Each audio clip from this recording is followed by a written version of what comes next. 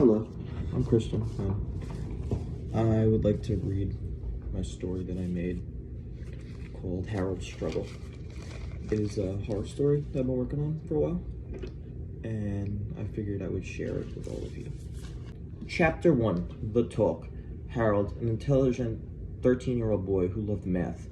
Harold had blue eyes and dark brown curly hair. Harold was a very skinny and strong boy who was nearly a teenager. Harold attended 8th grade at Dervin Scott Elementary in Balago. Harold was so good at math. He won many trophies all over the world. His brain worked like a scientific calculator. He knew it all the formulas, numbers, fractions, decimals, graphs, and functions. He didn't even have to study. Everything he learned absorbed to his brain like how a sponge absorbs dish soap. He was absolutely on another level. In Harold's geometry class, today was Friday, final exam day in Miss Van's class. It was a hot and sunny day outside. The lizards were out in the shade, running away from the snakes. As Harold walked in, he felt the hot air on his back and face. He came in sweltering from head to toe. When Harold walked to Miss Van's class, she had the AC on. Lucky for Harold, he dressed as he always does, a black sweatshirt with pants. The class started chit-chatting. Joey Baloney started harassing Harold. He said, "Look at Mama's little boy, who's still a virgin. You know, you can still bang your mom. You're gonna be 14 and you have nothing to show for it." "Enough," Joey Baloney shouted Miss Van. "I'm going to let you insult one of my students." Miss Van never really raised her voice, but if there is one thing she despised most, it was bullying. "Go to the principal's office right now." Miss Van wrote Joey Baloney a slip for detention. Joey Baloney looked into my eyes and said, "You're dead, Harold, like your dead grandpa." I trembled in my boots, shivering in the cold. Miss Van took me in the hallway to have a private conversation. "Mr. Hubbard's Harold, Joey said some very cruel words. You can't let him talk to you that way and walk all over you. Anyway, what I'm trying to say is, you need to take your aggression out on scum like him. Why would you be depressed and feel like shit? You've experienced enough trauma in your life." "You're right," said Harold. "It isn't fair." Meanwhile, Joey went to Principal Stearns. Principal Stearns was a bald man with spectacles and a gray beard. He sat at his desk, drinking his Red Bull. "What do you want?" he said to Joey Baloney. "Oh, nothing," said Joey Baloney, not showing him the detention slip. Principal Stearns just rubbed his red tie as he scratched his head. "Then what the hell are you doing here?" exclaimed Principal Stearns.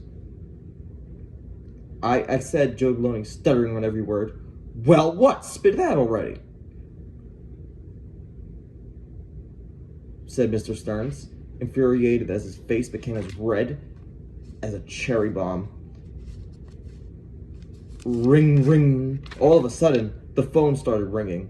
Principal Stearns ran as fast as the cheetah to the phone and said, "Hello?"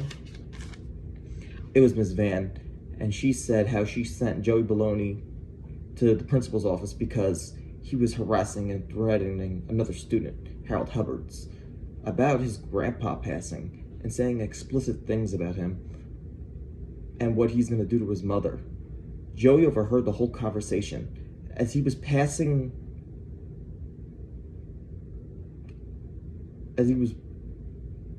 a plan to get revenge on Harold, he looked up at the shelf.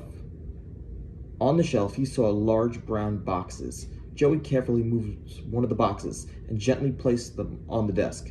As Principal Stearns was on the phone, Joey found a hammer. Joey picked up the heavy, dark brown rusted hammer as he approached Principal Stearns. Joey, with his dark black long hair and a black outfit, a force to be reckoned with.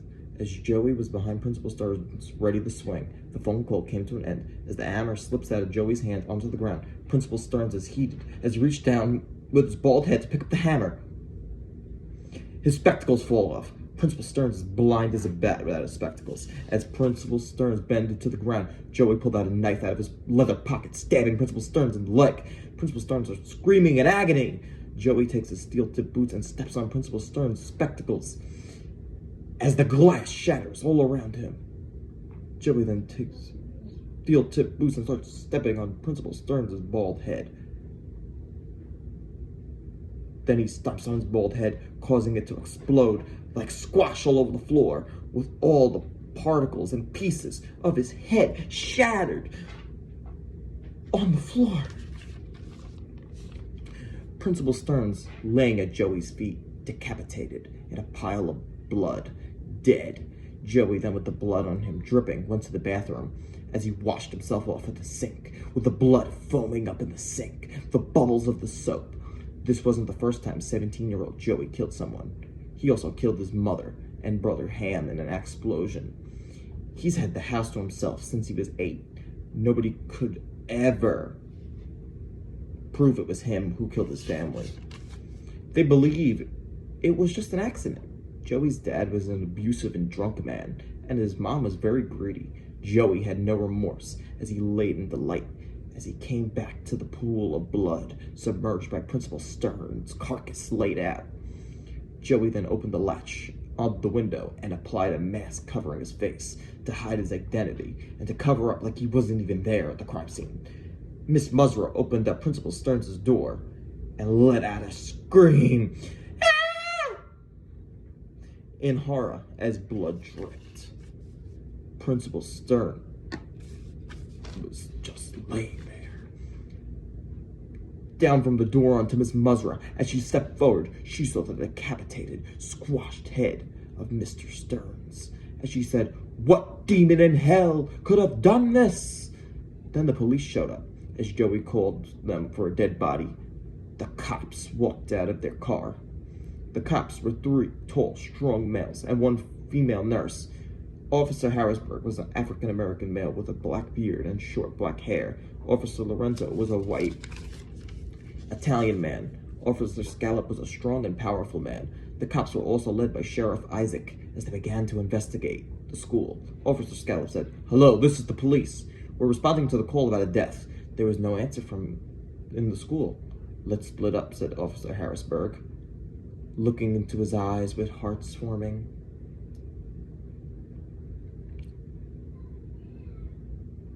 "We'll check the office, you check the halls." "All right, sounds good with me," said Officer Lorenzo.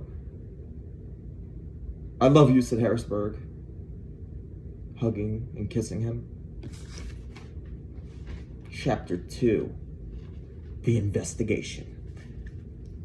Officer Harrisburg and Officer Scallop, led by Sheriff Isaac, walked down into the main office. The main office was empty, not a person in sight. "Very interesting," said Sheriff Isaac. "Now you must search the premises." As Harold Edwards was about to be given the final exam of the year, Sheriff Isaac opened the principal's door as he said, "Mr. Stearns, are you there?" As he opened the door, he saw Mr. Stearns' dead body on the floor. "Busted," says Sheriff Isaac, as Miss Musra is standing right in front of him. Miss Musra, covered in blood from the door, is literally standing next to the body of Mr. Stearns, headless and all. Officer Scallop said, "Put your hands up, you're under arrest." Miss Musra says, "No, it wasn't me. I've been framed." Sheriff Isaac says, "Tell that to the judge, lady." As Officer Harrisburg arrests Miss Musra, Miss Musra was handcuffed and taken out of the school into the cop car. "Come in, Officer Lorenzo. Do you copy? We found the dead body. We also found the defendant covered in blood on a dress next to the body. We need you to take her to jail. She's a sick, it's deranged school secretary." "What do you mean?" said Officer Lorenzo. "Well," said Harrisburg, "we found a dead body with a decapitated, mutilated head. All right, I'll be out in a minute."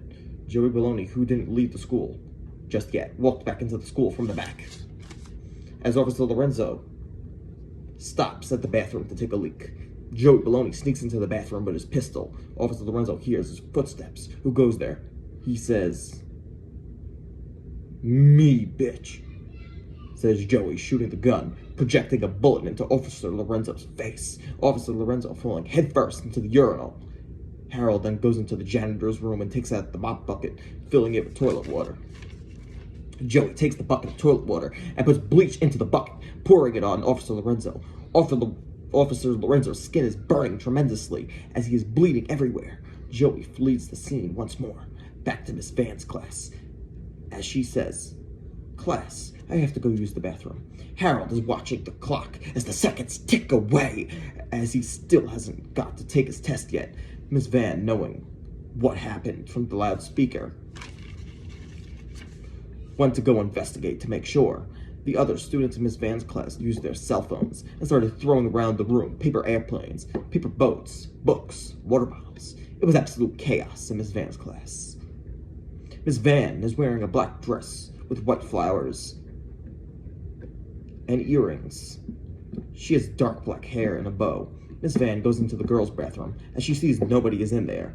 Meanwhile, Sheriff Isaac. "Do you copy?" She hears words from the cops from the speaker. Lorenzo did not copy. He was bleeding with blood all over his hands. Sheriff Isaac alerted the other officers that Officer Lorenzo is down and to call him backup. When Officer Harrisburg finds out the news, he says, "Son of a bitch!" Everyone stick together. We're going back in. Joey with a black mask on his face, hiding in the closet, smiling from ear to ear of his work. Miss Van hears Officer Lorenzo's walkie-talkie from the other room as she begins to become curious and travels into the male's bathroom. As Miss Van walks in, she sees a dead officer, burnt alive, in acid with blood all over him. At the sight of the blood, Miss Van passes out on the floor by Officer Lorenzo's body. Miss Van now lying in the pile of blood, unconscious. The officers walk back into the school. As air was very arid, Officer Harrisburg had backup this time, and forensic crime analysis with him. Miss Musra was still in the car with no air conditioning. When the officer went into the building, they had their guns locked and loaded to go. Chapter 3, The Earrings. Officer Harrisburg opened the door to the men's bathroom, seeing his former officer dead and a woman laid out in an oozy blob of blood. Officer Harrisburg had tears in his eyes as he stared at the scene, not as a silent to be found. Officer Scallop said, "This crime is so incomprehensible." "He was so young," cried Officer Harrisburg. Sheriff Isaac said, "I know you loved him very much. He was like family." "Yes, I did," said Harrisburg. "I will avenge him. That son of a bitch is dead, dead, dead. You hear me? Dead." Harrisburg took off his hat to grieve some more. Officer Scallop called in doctors to take the bodies into the ambulance. Miss Van and Officer Lorenzo were taken out in a stretcher and loaded into an ambulance.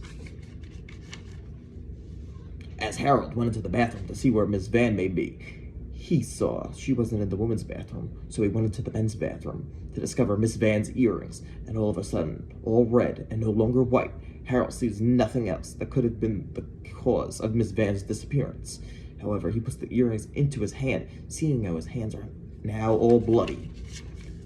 Harold puts the earrings in his pocket. Harold then walks to the principal's office. He says, "Principal Stern, I found Miss Van's earrings." He sees a pitch-black office with not a person in sight. He hears an ominous voice that says, "Miss Van, Mr. Stearns, they're dead." Harold then gets blindsided by Joey Baloney. Joey Baloney strikes Harold with a taser, shocking him. Joey Baloney then ties up Harold with a long rope to a chair. Harold then gets slapped across the face by Joey.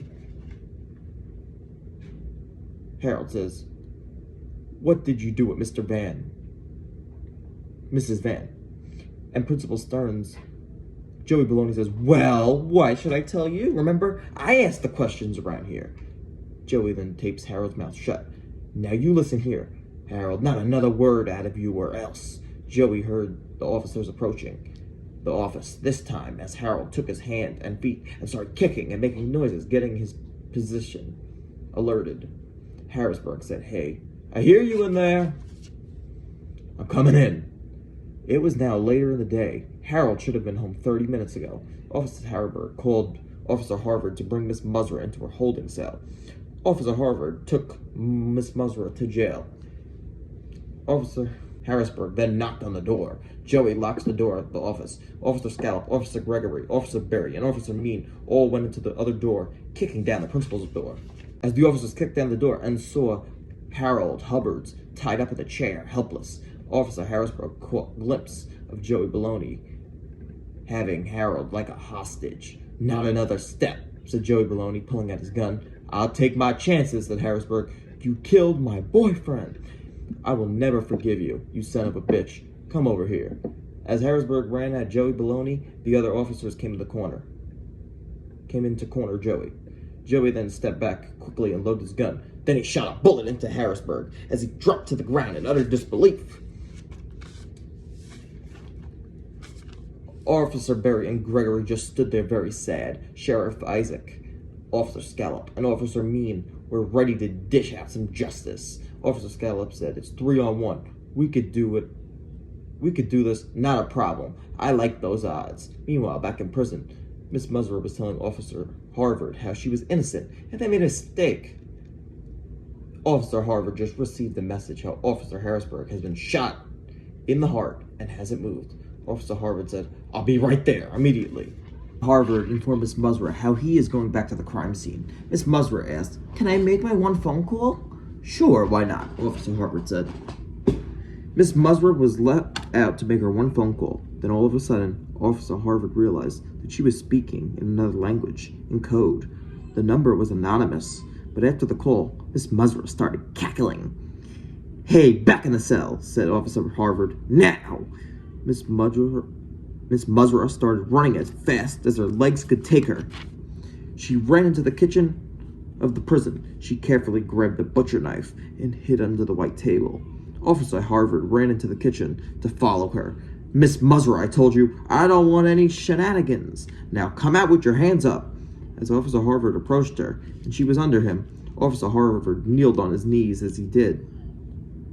Miss Musgrove threw the butcher's knife right into his eyes, as she just standing there with her red lipstick and her bloody blouse, looking at the horror scene she created. Joey Baloney, a mass serial killer.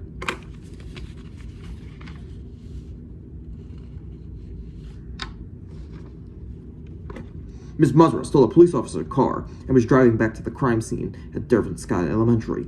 When Miss Musgrove got there, she stepped out of the car and took out a mask out of her trunk. She covered her face and walked into the principal's office once again. But this time, she was deranged. "Put your hands up," said Officer Berry. Miss Musgrove said, "Why should I? I don't got anything to be afraid of." As Miss Musgrove stood up and took out a lead pipe, she approached Officer Berry and knocked him out. Joey Baloney, a mass serial killer, savored every moment of every person he killed. Officer Scallop and Officer Mean took out an AR and an SMG and started firing. Joey Baloney was finally on the retreat. The bullets kept on releasing. Brr, brr, brr. Harold then got untied by Sheriff Isaac. "Hey kid, stay safe. We got this. Where do you live?" Harold said, "Around here." "Hey kid, how would you like to operate a sniper?" "Oh sure, I would love to," Harold said, rubbing his brown curly hair. Miss Musgrove just stood over the body of Officer Berry. She once again picked up the lead pipe and began to beat Officer Berry senseless with it. "Stand down," said Officer Mean, who was led by Officer Scallop, Officer Gregory, and Sheriff Isaac. "Put your hands up, you're under arrest." Miss Musgrove, "For murder." "Murder?" said Miss Musgrove. "Officer, I swear I wouldn't harm a fly." "We got convincing evidence that would say otherwise," said Officer Gregory. "Look, no more wasting time. We need to protect this school of Dervin Creek. Let's do it for the town of Balaga." As Officer Mean just started firing his pistol at Miss Musgrove. Miss Musgrove then just all of a sudden fell to the floor. Joey Baloney came back in to see what just happened. Sheriff Isaac doesn't believe what he just seen. Officer Mean definitely didn't hit her. He missed all of his shots. Joey Baloney gets very angry seeing Miss Musgrove's body on the ground. Even though he framed her and made her go crazy, he never wanted her to die and felt a bit of remorse. This was a very rare and tragic occasion where Joey actually felt remorse for someone. All of a sudden, he had a vision of his family dying from the explosion that he created. He didn't understand. Done this. Killing was only for fun. But to actually witness a senile woman Dropped to the ground after getting shot at? Felt different.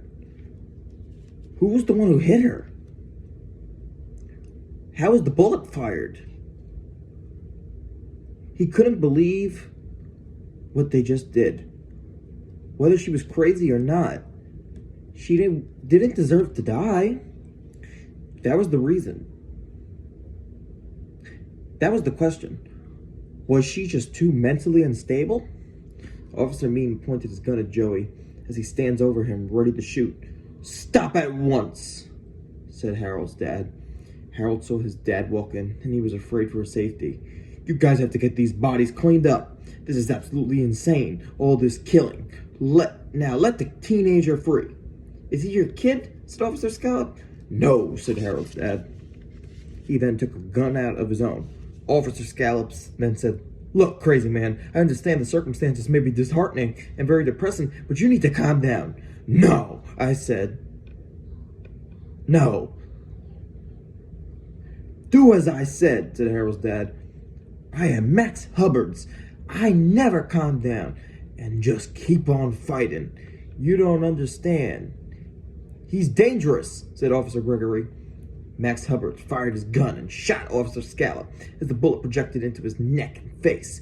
"You son of a bitch! What the hell is wrong with you?" said Sheriff Isaac. "Oh, absolutely nothing," said Max Hubbards. "This is me normally." Max Hubbards tackled Sheriff Isaac to the floor and went on top of him, punching him in the face.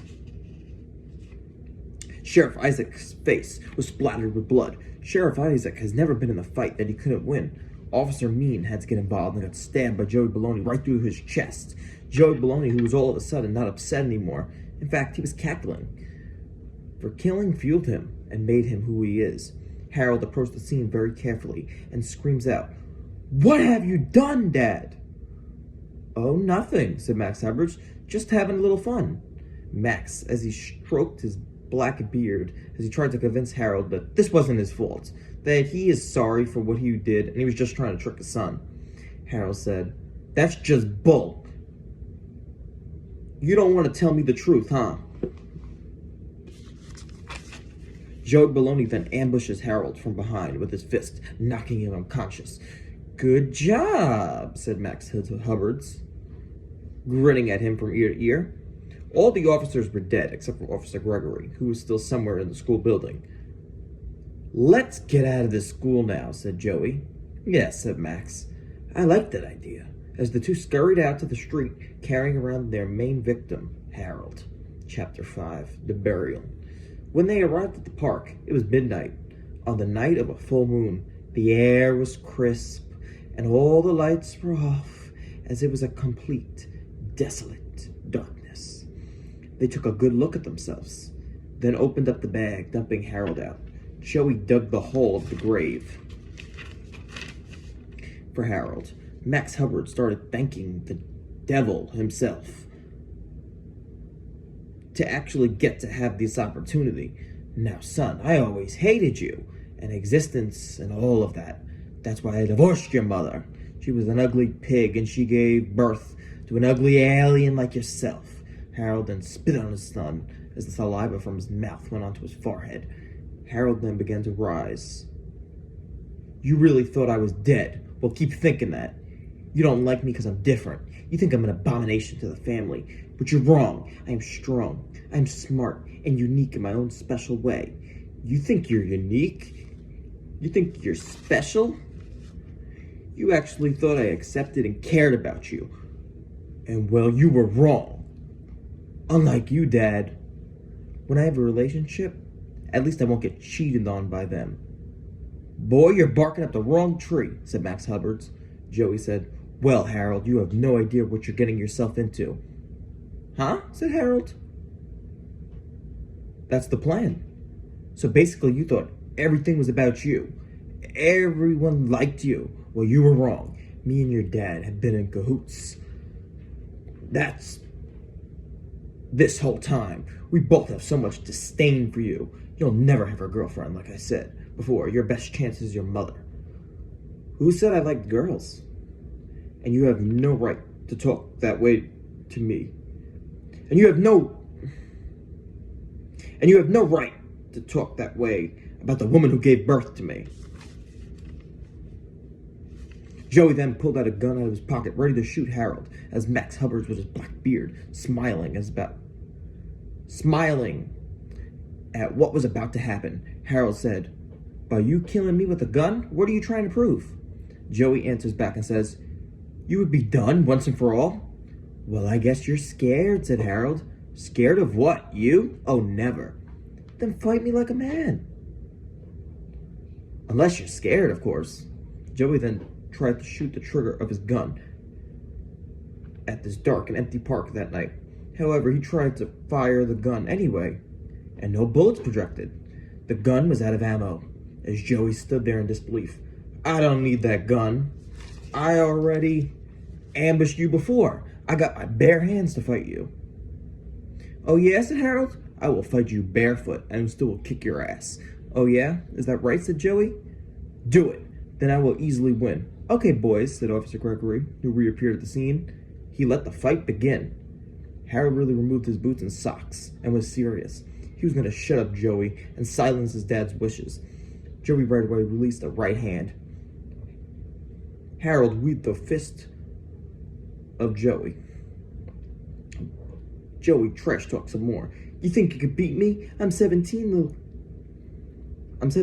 kid," said Harold. "I'm 13. Do you think that matters? I'm 5'8". Joey got very cocky and said insults to Harold. The time for talking was over for Harold as he picked up his foot and kicked Joey as hard as he could in the midsection. Joey started to drop to the ground as Harold once more picked up his foot and kicked him in the face, with his foot knocking Joey down to the floor, laying at his toes. Joey had a massive red mark on his face from the impact of Harold's foot. Joey was busted open. Harold then went on top of him, punching him lefts and rights, back and forth to the forehead and body of Joey, as Joey screamed for help as Max Hubbard watched his fellow evil friend fall right beside him, begging for mercy. Max Hubbard then said, "I don't think you had it in you, the killer instinct." Don't call me your son. We despise each other. You're lucky I'm not going to kill you too." However, I called someone to deal with you. Out of that dark night sky came a red car with its lights on. The woman came out of the car with a heavy pale... The woman that came out of the car was a heavy, pale woman who was wearing a red dress with lots of lipstick on. When Max caught first glimpse of the scene, he said, "Oh no." It was his mother, Mrs. Hubbard, who approached her ex-husband, and she said, "So you think you could just abuse my son for your sick pleasure? Well, that's not gonna happen anymore. I'm here to take my son back. I'd like to see you try. What are you gonna do?" "Put you in your place, old man." Jessica Hubbard put up her fist and punched Max in the jaw, knocking him to the concrete. When Max picked up his body, Miss Hubbard picked herself up to the monkey bars and swung, knocking Max into a dumpster. Harold just watched as his mom kicked his dad's ass all over the place. Harold felt a major sign of relief. Miss Hubbard then picked up Max and threw him into the dumpster. A massive thud was made as the body of Max fell into the dumpster. Harold called his boyfriend, Hunter, to get out of the school and to come meet up with him. Harold told Hunter how he needs to talk to him, how something so real just happened, and he needs to go see him. Meanwhile, Officer Gregory went back into the police car and shot himself in the head. It made quite the art project out of his body as a pile of blood started to spread out of the police car. The officer was absolutely mutilated. Miss Musser from the trunk of the police car climbed over the seat and started cackling. "Now he looks like me, all mutilated." Miss Musser took the police car and started to speed up into the park. Harold screamed, "Watch out!" as not anyone could stop how fast Miss Musser was truly going. As Harold jumped in front of the police car, sacrificing himself, the car hit Harold very hard. However, he fell into Hunter's arms, who appeared just at the right time. Hunter, a teenage boy of 14, with straight black hair and blue eyes. His eyes began to shed tears as he said, "Hasn't Harold been through enough? When does it stop?" Chapter 6, A Major Risk. The next morning, Harold Hubbard woke up in the hospital bed to be staring face to face with his boyfriend, Hunter, and his loving mother, What's wrong with me? Harold said. Son, you saved my life. That was a huge risk, son. You risked it all for me? Harold told Hunter how he needs to talk to him. You did suffer a major head injury. Luckily, Hunter braced your fall. Hey, would you like some chocolate? Sure thing, Mom, said Harold. Hey, bro, I hope you're okay. I'm glad I was there at the right time to save you. Yeah, thank you so much. That was really scary. Hey, babe, listen, our love is so powerful. That's why you can't die, and I promise to never let anything happen to you. My life depends on it. I love you too, said Harold, as Hunter wrapped his arms around him and hugged him. Hunter held him tight with all his heart. Once the hug was finished, both boys began to lean in. They put their lips together and started to exchange a lovely gay kiss. Their lips were together as they really got into it. Both boys were enjoying every moment of this. Miss Hubbard's got some Hershey bars out of the vending machine. When she came back and turned the knob of the door, she saw the beautiful sight of the two boys kissing. She was emotionally moved by it. Jessica said, "Aw, look at you two. How cute. You make such a great couple." She then leaned in and gave them both a loving and supportive hug. The boys turned on the TV, and they were immediately approached by breaking news, as both laid side by side in the hospital bed, cuddling and holding one another's hands. Harold said, "So I killed Joey yesterday. I couldn't take his nonsense anymore, so I made him feel lots of pain." "Aw," said Hunter. "That's my man. Nobody can touch him." As the news started, the report with Bradley Roberts. This just in, Miss Musra, Joey Baloney, Max Hubbards. All the defendants of the crime, none of their bodies have been found as of now. All three of them may still be on the loose. Also, in other news, the entire police force is dead. The last officer seen was Officer Gregory, who was found dead. They say he committed suicide. We are waiting for more news to uncover this story. Harold leaned forward to Hunter, and as he told him, "Miss Musra from the top of the roof. I heard firing and I was scared for my baby's life." "That's so sweet," Harold said Hunter. "Yeah, so when I shot her, Joey was distracted and he couldn't execute his plan. His emotions got the best of him. We both know Miss Musra is still alive somehow, but Joey, there's no way he's still alive. Hey man, let's not worry about it for now. This is about us, just us, Herbling." "Did you just name us as a couple?" "Yeah," said Harold, "since my last name is Hubbards and yours is Sterling." "Oh, I love it," said Hunter. "Hey, I made something for you."